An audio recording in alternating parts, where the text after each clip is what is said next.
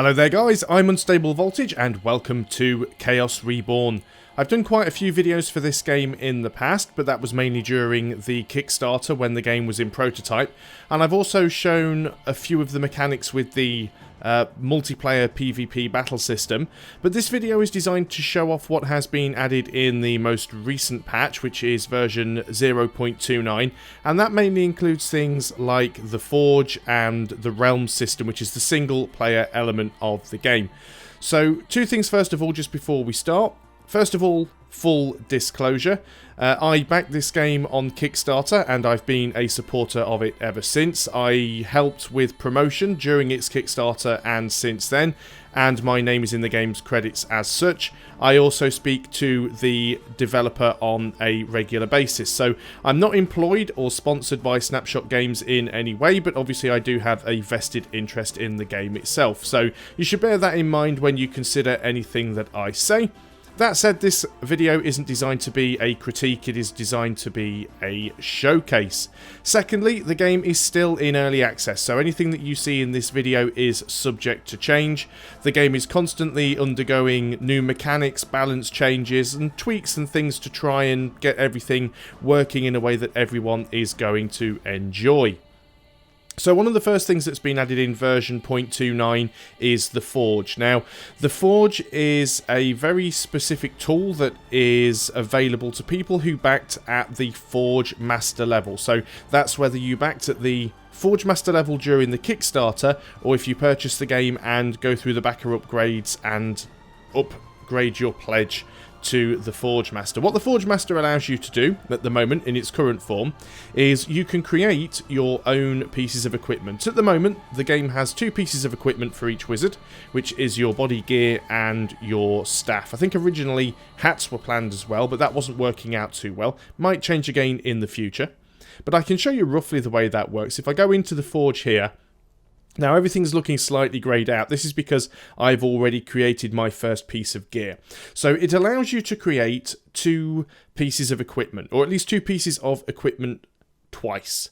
So currently the level cap is level 70, and when you reach level 70 you can create a piece of gear, but you can also create your pieces of gear before then as well. So as soon as you get Forge Master, you can create one staff and one piece of body gear, and then once you reach level 70, you can create another staff and another piece of body gear. Now, this will be reset when the game goes live, so anyone who creates anything in the early access stage, it's all going to get reset. So how does it work? What happens when you create a staff or body gear? Well, basically, there's a few things that you can do with it. Let's look at the staff first of all. The first thing you can do, you can give your staff a name. You can choose what type of staff you have, such as Law, Chaos, Growths, Neutral, Undead, and the particular staff type you choose will determine the majority of spells that you will get in your deck. So if you, for example, do what I've done here and go for a Chaos staff, you will find that you mainly have Chaos spells in your deck. Then you have this system just below, which gives you 9 points that you can spend to increase certain abilities that the staff has. So first of all, if you spend points in this top row, it will increase the number of cards you have in your hand at the start. If you put points in this second row, it will actually increase the amount of mana, or the maximum amount of mana that you're allowed to spend to boost a spell's casting chance. And if you spend points in this third row, it will allow you to reduce the amount of mana that you need to spend to activate your staff's mega spell. And also, you can choose your staff's mega spell with this interface at the bottom. So there are a lot of people that were concerned that this might give players an unfair advantage. It really doesn't. What you have to remember is there's plenty of gear in the game that you can achieve just by playing. If a player creates their own piece of gear, then they are limited by this point spending system. So you can tailor a piece of gear to suit your playstyle, but it isn't necessarily going to be more overpowered than anybody else's gear. It's also worth noting that anything that is created by players in the Forge goes into the common pool, and it's possible that any other player can acquire it through the in-game shop, which uses in-game currency, there are no microtransactions, or via getting them through drops as far as play goes. As well as being able to choose all of these statistics, you can also change the appearance of your staff. So you can change the staff's main frame, you can change its effect, you can change what it has orbiting around it, you can change the primary colour and the secondary colour, and you can decide which type of talismans can be placed on the 3 talisman slots. And talismans are basically little enhancements that you can get, again, through the in-game currency system that allows you to buy these little sort of minor buffs and activatable perks. Body gear works in exactly the same way. You can choose the type of body gear and name it. Slightly different statistics here, of course, and no mega spell because it isn't the staff. So you've still got 9 points to spend, and you can spend them in attack, defense, magic power, deck size, and agility you can't actually alter. So you just have those things there. And again, you can choose what type of talisman slots you have, and you can also change the appearance. So you can change the individual shoulders, the individual braces, you can change the helmet type, and you can change the primary and secondary colours. So that's the Forge Master system right there. You also do have the option to test out the equipment that you've created before you submit it. Once you submit it, that's it. That you've used up your ability to create an item, and that is until the game is released and it resets. So let's go ahead and have a look at the Realms of Chaos. This is the main single player game that has been added, and again, as I said, it is still a work in progress. So you've got a couple of options here at the start screen. We can enter a new realm, and you also have the option here to volunteer as an ally. What that allows you to do is you can actually help another player in a battle against an AI wizard on their realm. Now, the idea of this in the future is it'll be more beneficial to be an ally for people who are in your guild, which allows guildmates to work together. And there's also going to be an option to invade somebody else's game, which will essentially allow one player to enter another player's single player game and take control of one of the AI wizards that they're fighting. And it will be somebody who is in an opposing guild. Now, don't worry, for those of you who like your single player games to remain single player games, there will be an option for you to turn that off so that other players can't invade. But for those of you who don't mind the PvP element, or indeed like the PvP element, it does mean that you can be playing a Realm of Chaos and all of a sudden you're up against a human player from another guild. And just remember, you can turn that off if it's something you don't want to do. So we're going to enter a new realm, and at the moment you'll see that there are only 6 realms here of varying levels, as level 1, 3, 5, 7, 9 and 11. Tells the number of adventurers in them. Now, at the moment, these realms are all realms that have been created by the developer, but what is going to happen in the future is there will be realms that are procedurally generated, and anyone who has either backed the game at Wizard King level or who manages to achieve Wizard King level through play will be able to create their own realms. So there'll be a lot more realms to play on. I'm going to start and just jump into the level 1 realm because it's nice and easy, and it's just a quick way for me to be able to show you guys the way this works. So this is the realm view. Our wizard is represented here by the little white hooded figure. We can see the first enemy on the map. This is a wizard lord. We can see a few other things on the map in the fog of war. There's a spider's nest up here. And if we have a look on the rest of the interface, we've got these 3 icons down in the bottom left. This top icon is basically the banishing spell. So the idea of a Realm of Chaos is you have to go and defeat the Wizard King. Now, the Wizard King is off in his castle somewhere, but before we can defeat the Wizard King, we need to be able to breach the castle. And breaching the castle requires us to go around and try and defeat the Wizard Lords. Now, there are a number of days we have in this realm. As you can see, we have 298 days. And every time we do something, every time we move, every time we get into a fight, the progress on this banishing spell will actually increase. When it gets to 100%, we're banished from the realm, and that's it. So it's basically a time limit, how long you have to complete the realm. There's also the Wizard King's reinforcement points. Now, what this basically allows the Wizard King to do is send reinforcements out to all of his Wizard Lords, which basically means that they start the fight with some creatures already on the board. The third icon shows us the number of Wizard Lords and Kings in total. As we can see, there are a total of 7, and all 7 are still around. Up at the top, you can also see how much gold we've got. You can see our reputation. which, as it says here, you gain reputation from battle victories and some encounters, and reputation is needed to unlock mercenary slots. Mercenary slots are down here at the bottom, and these allow us to hire mercenaries who can go around and fight with us. There's also a thing here called Law Kudos and Chaos Kudos, and you get kudos by winning certain battles. Down here in the bottom right hand corner you can see we have meta mana. We don't have any at the moment because we don't control any mana fluxes, but once we do we can start gaining mana, and we can use that mana to cast one of 4 strategic spells. So the first, well, ignoring the first spell, the next 3 we can cast is Lift Fog. So Lift Fog basically lifts the Fog of War in a 8 hex range from the wizard, or if we're in a citadel it'll completely clear the map of fog. We can increase the fighter limit of settlement. So what a settlement is something like this spider nest. So you have the option of either attacking these to destroy them, or you can actually, if you have enough kudos, hire them to be on your side. Now they have a limit to the amount of units that they can spawn, and casting the advanced training spell increases the limit by 50%. Now these guys can actually fight on their own, they can defend on their own, and if they defend on their own, there's no wizard with them, but they do have a totem that is able to cast spells to protect them. And it has 3 spells, but you can upgrade that totem by using this meta spell here. So what we're going to do first of all, we're going to travel across and we're going to attempt to attack this wizard over here in the forest. Now as you can see as I click on it, it tells me it's going to take 3 days. So we'll click to travel there and you can see the number of days goes down and I'm actually losing score. And the reason I'm losing score is because I'm not actually doing anything, I'm just losing time. So I've got 3 options here. First of all, I can go in and do a manual battle against the wizard. Secondly, I can actually attempt a quick resolution to see if I can just beat the wizard without having to actually fight him.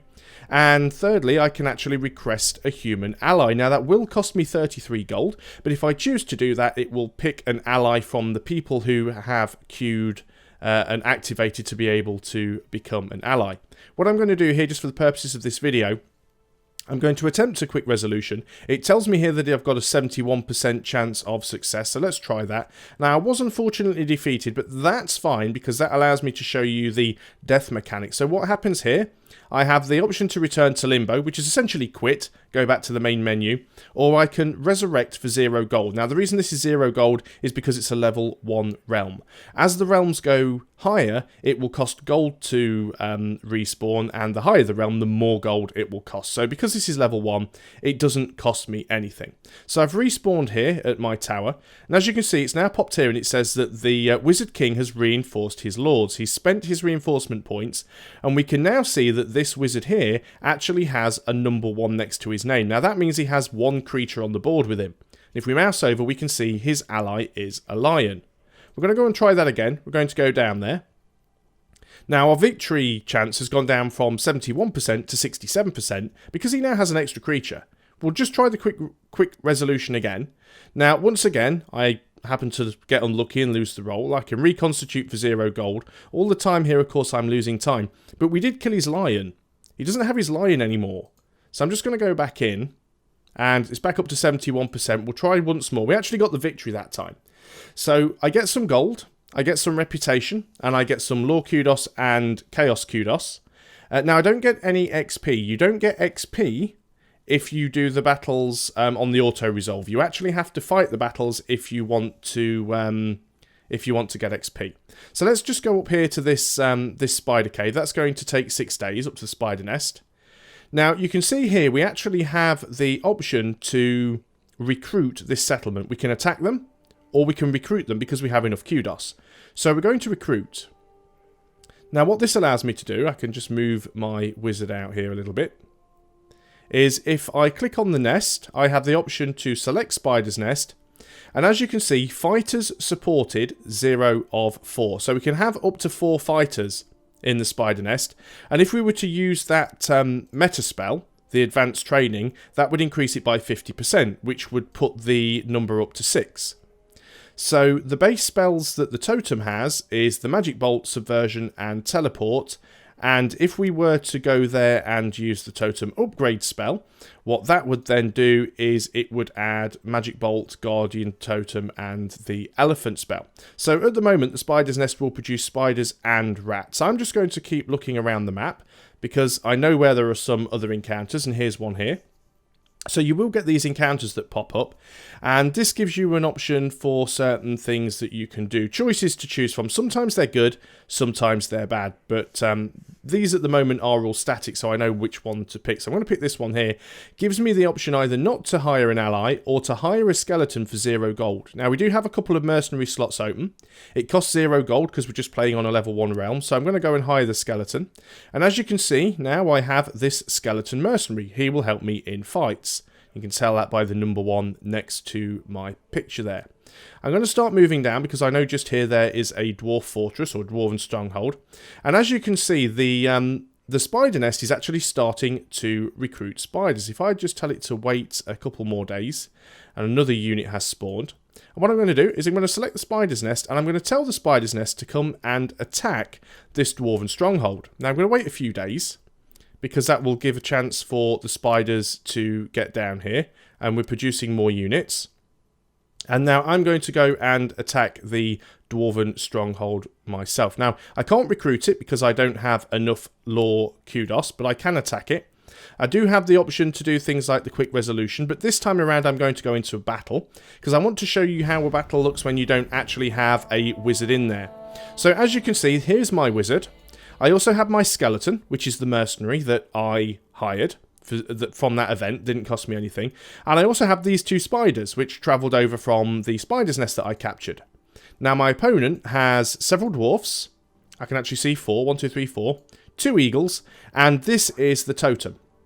So this thing basically replaces their wizard. It has the ability to cast certain spells. So let's go ahead and see if we can get this quite safely. I'm going to try and go for a bit of a cheeky early skeleton. Hopefully it comes out, and indeed it does. I'm going to back off a little bit here because I don't want to get taken out by the eagles. I'm actually going to... well, there aren't really many mana sprites around I can get, so I'm just going to get my wizard to back off, and we'll move the skeletons forward. Try and put my spiders up on the high ground. Hopefully they can protect my wizard a little bit from the eagles as they get closer. So I'm going to try and make this particular match quite quick because I don't want it to drag on for too long. Now the eagles are the biggest threat here because they've got a lot of movement and they do quite a lot of damage. So there's a spell. Now that's a Guardian Totem. That has actually been casted by the spell totem there. So we want to try and take out these eagles if we can. Just trying to web them there if possible. It's a little bit difficult. This eagle here can actually reach my wizard. The one at the back cannot. So I can move my wizard back a little bit and I'll put my spider down just in the way there to give him a little bit of support. We'll go ahead and just drop a goblin down. Hopefully we'll get it. It's on 90% cast. And then we'll just start moving forward with the skeletons. Now it's worth bearing in mind that the spell totem does have a sort of a magic attack, so it can try and dispel things, it can try and attack things directly. Luckily my spider survived. And here goes in with one of the magic attacks, and it actually kills my spider, which is a little bit annoying. Going to try and see if I can kill this eagle with the skeleton first, because that means I can use this skeleton to try and kill that one. Unfortunately I was unlucky. I might just try my magic attack vengeance and just see if we can get rid of that eagle. Just bump my casting percent chance up. So 86% to cast, which was successful. 75% chance to kill was also successful. No more eagles to worry about. So it means I could start moving my units forward a little more safely. Now go ahead and I'll actually move my wizard forward a little bit now. He's a bit safer. We can probably get up here, get one of these mana sprites. So all we have to do to win this encounter is either destroy the spell totem or kill the dwarves, which is exactly what we're going to go for. So we are going to move a little bit closer. It's a little bit risky, of course, because that spell totem does have the ability to do us some damage. But we're just going to try and kill as many units as we can. Obviously, I do have a few skeletons here, and they are safe from the dwarves at least. Did I actually cast a spell here? I can't remember whether I did, and apparently I didn't. I'd like to cast a Manticore, but I think I'm going to cast it on this side because I'm going to go up there and try and get that Mana Sprite if possible. It was a successful cast as well. So let's just go ahead and end that turn there. I know I didn't move the Goblin up, but that's fine. Just trying to get this over with nice and quickly. So back to my turn. We are going to try and take these Dwarves out if we can. Let's get this Skeleton up here and we can attack the Totem. Not having a lot of luck with our rolls here at all. Start moving the Goblin forward. I guess I could just move in with the Manticore and use it to attack. It'll be slightly quicker. Could have cast another spell there, and I'm literally just rushing through this to show you guys the way it works. So, try and take that Totem out. Just having terrible luck with rolls here. No luck there. Let's go and put you on a high point, and you can fire out. Let's try and get the Totem down. There we go. Got rid of that Guardian Totem. Now means our Skeleton can move in a little closer. We can move that Spider out of the way. Get that Goblin in there and attack with the Goblin. Actually got the kill as well, so happy with that. We can go and cast something else. We can try and get a second Manticore, I suppose. No, actually failed that one. First cast that I failed with in this game. Let's not forget we need to move up there and collect that Mana Sprite. It was the whole point of going up there in the first place. So the AI has a couple of Dwarves left. Managed to kill my Spider. We could just try and attack the Totem. And there we go. We actually managed to kill the Spell Totem. So that is that camp now cleared. We get some gold from that, and we also get some XP.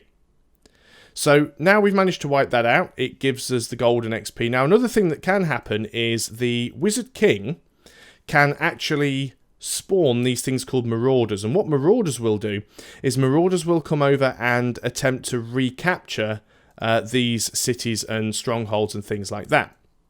You will get a message letting you know that a Marauder has appeared. Now, this Wizard Tower allows me to teleport to one of the other two Wizard Towers. I'm not going to do that just at the moment. We're going to go over here. We've got an Elven Village. We can travel into that Elven Village, and we can't recruit it because we don't have enough kudos. You can see that all of my spiders and rats are now defending this village. I can select here, select the spider's nest, and tell those guys to go back. Hopefully they will. They're just going to guard that though, so that is fine. But what we want to do here is we will go and attack this wizard here. 73% chance. I'm going to auto-resolve it. And we get some gold and some reputation, some more lore and chaos kudos. Still don't have quite enough to recruit the elves. We can just go and attack them. 62% chance. Actually got it. So there's another one cleared. I'm just going to go and have a look down here a little bit because I know that at the bottom of this map there are some other stuff. So this is a Marauder Wizard. And the Marauders are the ones that actually travel around. And these guys are working against you. These guys try to capture or recapture the stuff that you've taken. So we want to go and engage this guy. 66% chance. And he actually defeated me. So I'm going to reconstitute, and it will reconstitute me at the closest wizard tower, which is this one here. Now he's probably going to try and head up to that dwarven stronghold. We've intercepted him. Quick resolution. There we go. We've got rid of him.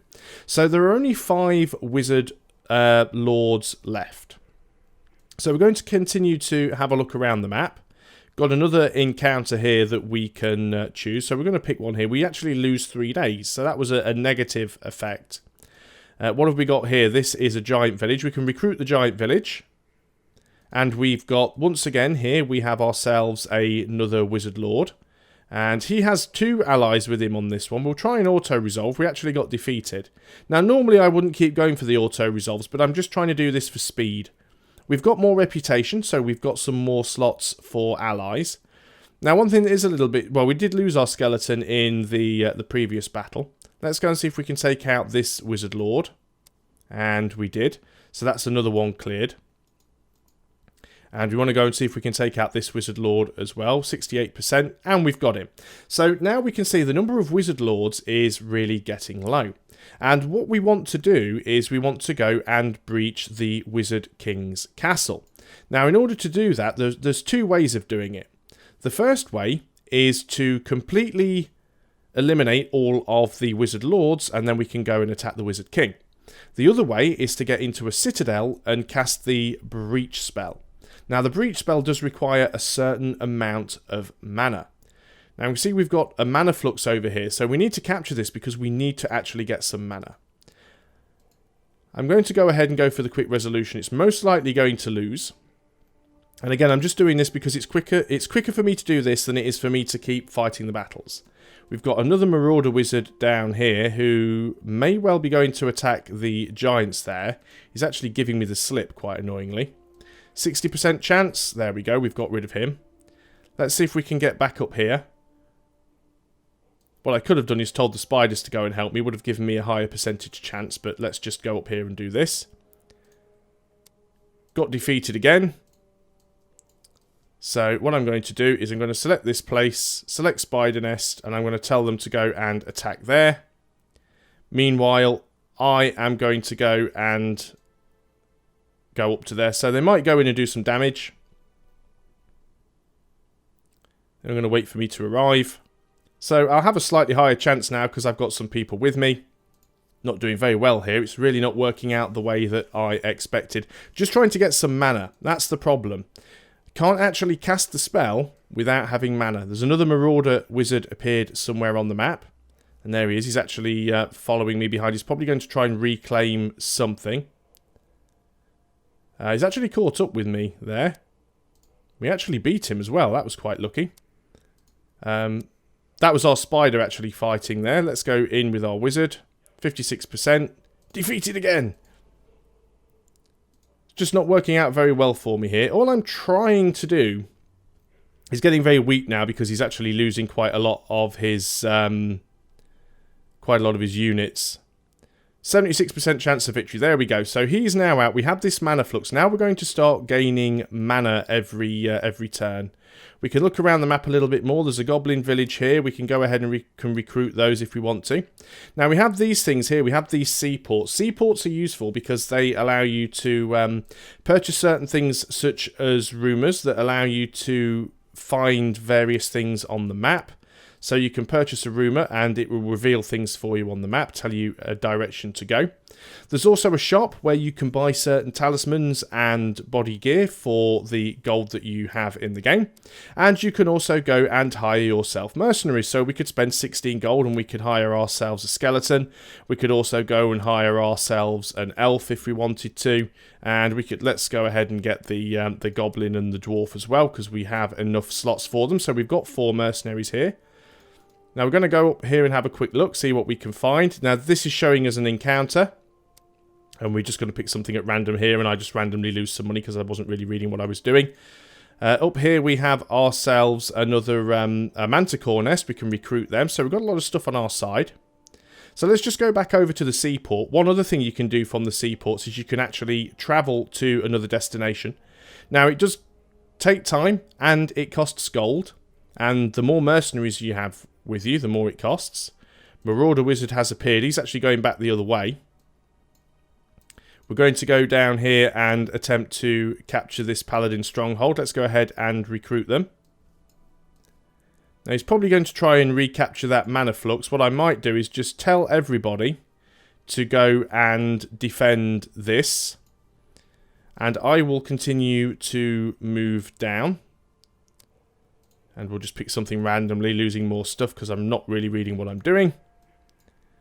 But I know somewhere on this map is the quick resolution there. They did get defeated. He's going to try and retake the mana flux. Now, the more wizard kings that the more wizard lords that we kill, the less mana we need to be able to breach the palace. So if I try and get in there at the moment, you found the palace, but you cannot gain access to it yet. You must cast a special realm spell called Breach Palace in order to attack the king. The mana cost of the breach spell is reduced for each wizard lord you defeat in battle. So at the moment, it would only cost me 20 mana. I've got enough mana to do it, but I need to do it from a citadel. So let's go over here and teleport.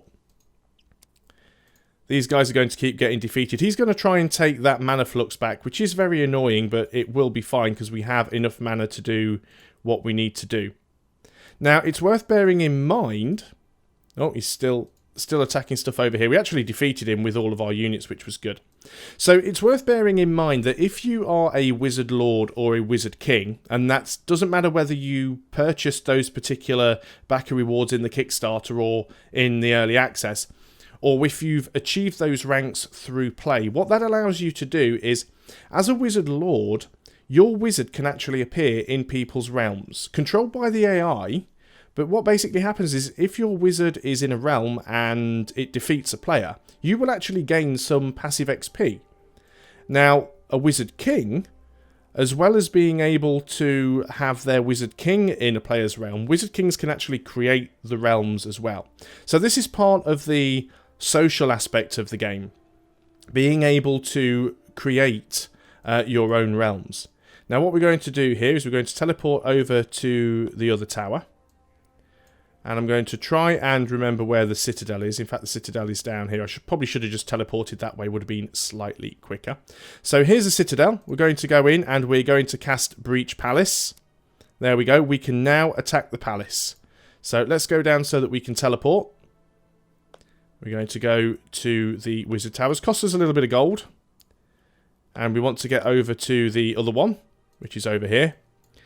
We can also tell these guys, select the paladin stronghold, you can go and attack him. And I'm going to go down and attack this myself. Now, one thing that you can't do is you cannot auto-resolve the attack for the wizard king. But you can request a human ally. Now, it's probably worth doing that because attacking wizard kings is difficult. First of all, they have a taboo. Now, sometimes you do get these with the wizard lords as well. But what it basically is, it is something that is a buff to the enemy wizard, or at least it's a penalty to you. So in this instance, structure spells such as Bloodlust Totem, Guardian Totem and the Fountain of Life are prohibited, so can't use any of those spells. Sometimes you get ones that prohibit you from doing certain things, such as using magical weapons like the sword, the bow and the shield. Some stop you using magical attacks like Chaos Bolt and Decree and Damnation and stuff like that. So as you can see, this is the battle against the Wizard King. Now, the Wizard King is actually this guy here, this Erenorg Elfbane, but he actually has an ally, this Alendo Soulblight.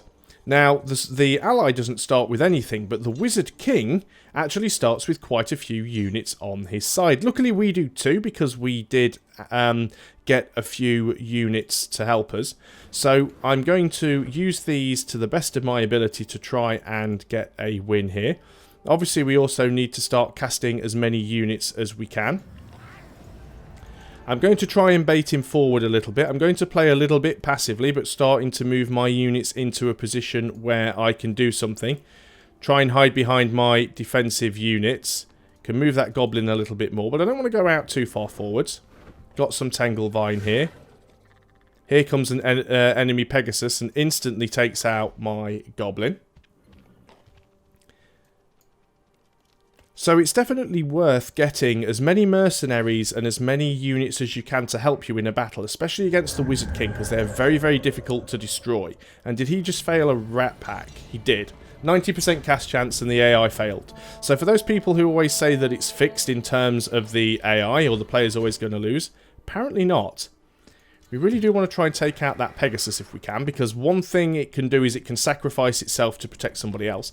And another annoying thing that it can do is it can become a mount for the Wizard King, which we don't want to happen. So we want to try and kill some stuff if we can. I was kind of hoping that we'd be able to kill that eagle. Apparently not. We'll try again with this paladin. We do manage to get him. We'll just move forward with a few units defensively. I'm also going to back up slightly with my wizard. And I think I'll be a little bit risky and attempt to cast a vampire. Pretty low chance of it happening. And it actually failed, but never mind. So the paladin gets a free retaliatory strike because it was hit. It'll get another strike from both paladins now, actually, so you're down. That spider's going to come in. It does manage to attack the paladin, but the other paladin will counterattack. So the Wizard King here is already losing some units, which is really nice for us. He actually managed to cast a successful rat pack that time. So I've got a little while before he can actually come and do too much against me. You've got to remember this guy, of course. He's happily casting away up there. I'm going to go and cast a Chaos Shift. Simply because I want to be able to try and get my other vampire out at some point if I can. Going to go ahead and try and do some damage here. The eagles are the biggest threat to me right now, if I'm honest. Because they're the things most likely to be able to take out my my wizard. We're going to move forward slightly there and see if we can take you out. Unfortunately not. Playing a little bit aggressive here, how I'm moving in with these units. I was actually going to try my Raise Dead spell on that Pegasus, so I probably shouldn't have my elf stood on top of it. We've actually managed to get out of the web, that's fine. And we've actually lost a paladin, unfortunately. I am probably going to lose this battle, by the way, so don't expect to be witnessing a victory here.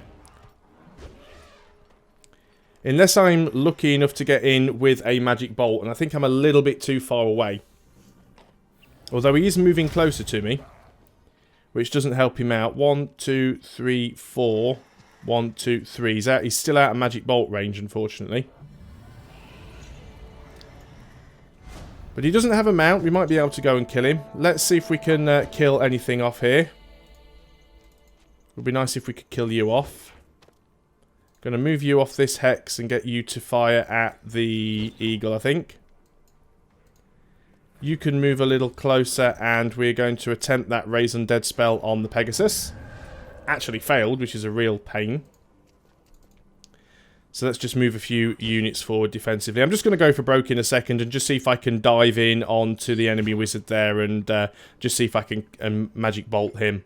Because if we can get a kill on him, then that will be it. We'll have completed the realm. I do love the Paladin's counter-attack. It is so useful, but we're losing a lot of units here, which is not good for us. So 1, 2, 3, 4. Can probably just get in to magic bolt range if he doesn't move any further back. There's always a chance he may do that. This Paladin's just cleaning house at the moment. Well, he was until the elephant took him out. So what are you going to do? You're actually moving further back. You're staying safe, really. And putting more units up that are going to be a complete pain in the neck.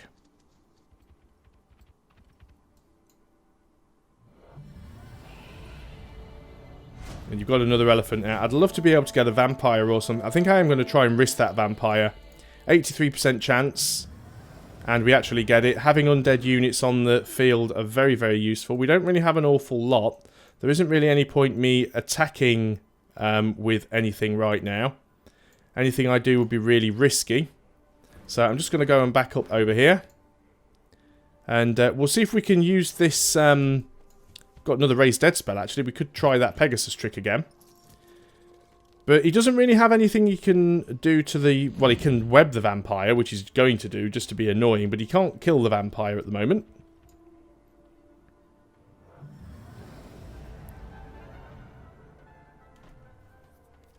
Going to try and get a Manticore out if possible.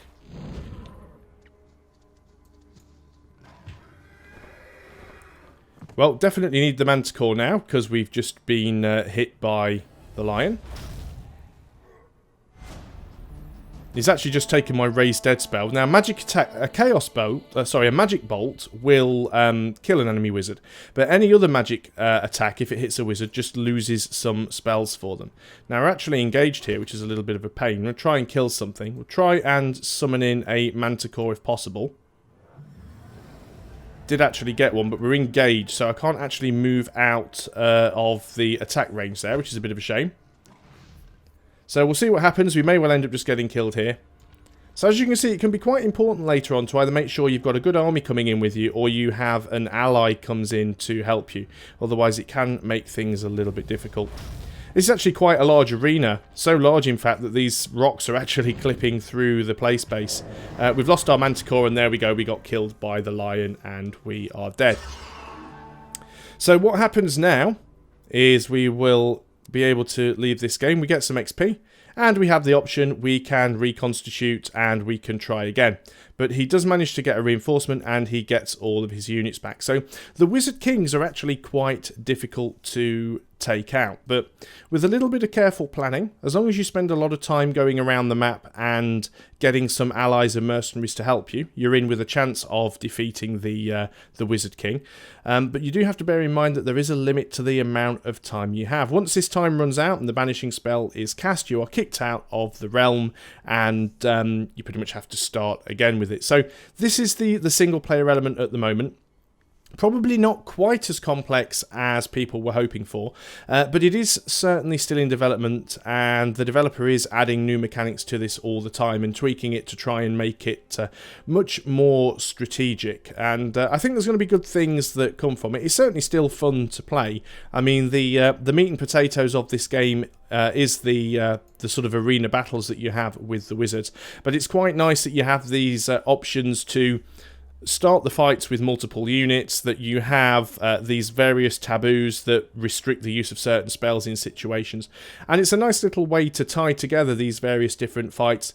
Of course, if you go ahead and fight things like the Paladin strongholds and the Dwarven fortresses, you don't actually fight against a wizard, you just fight against a selection of sort of pre-spawned creatures. So there's quite a bit of variety in there, and I'm personally looking forward to seeing more from the Realms of Chaos. So thanks a lot for watching, guys. I hope you have enjoyed this video, and I hope you found it a little bit informative if you were wondering what the single-player element of this game was going to be like. And I also hope that it's given you a bit more of an insight into the way that the different backer rewards and the different social ranks in the game will actually work.